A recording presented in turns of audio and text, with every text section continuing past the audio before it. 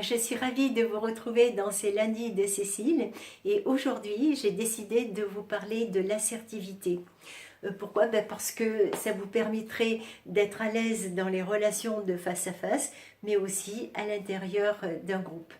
Alors je vais vous partager 3 techniques pour vous permettre de vous affirmer et d'être dans un comportement assertif, c'est-à-dire de respect mutuel. Alors le premier point, la première technique, c'est d'être aligné avec vous-même. C'est-à-dire d'exprimer votre opinion ou d'exprimer votre désaccord, mais en toute simplicité, sans agressivité et sans passion. Et de la même manière, c'est exprimer vos sentiments. Ne les dissimulez pas, de toute façon ça se verra. Alors en revanche, pour les exprimer, on peut choisir une manière non violente. En communication non violente, vous savez, on recommande de ne pas employer le vous accusateur, mais plutôt de parler de ce que l'on ressent. Par exemple, plutôt que de dire « vous m'avez blessé », on peut dire « je me suis senti blessé ».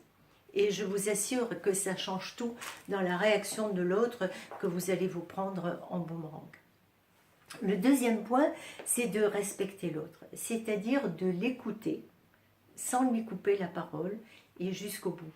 C'est-à-dire de préférer la franchise à la manipulation. C'est-à-dire de préférer la confiance à la domination. Et sur ces 2 derniers points, ça exprime que l'on respecte l'autre, mais que lui aussi va vous respecter. Et surtout, ça exprime qu'on se parle d'égal à égal. Il n'y en a pas un qui est en position dominante et un qui est en position inférieure. Le troisième point, c'est de tenir vos décisions.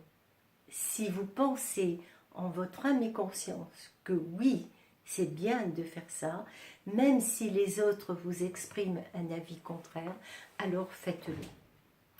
Voilà.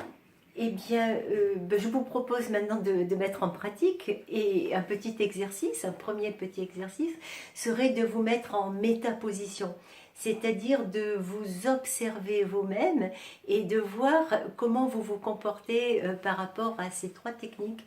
Et surtout, pensez à la communication non verbale, qu'elle n'exprime pas le contraire de ce que vous êtes en train de vous dire. Voilà. Eh bien, moi je vous dis à bientôt, au prochain lundi de Cécile.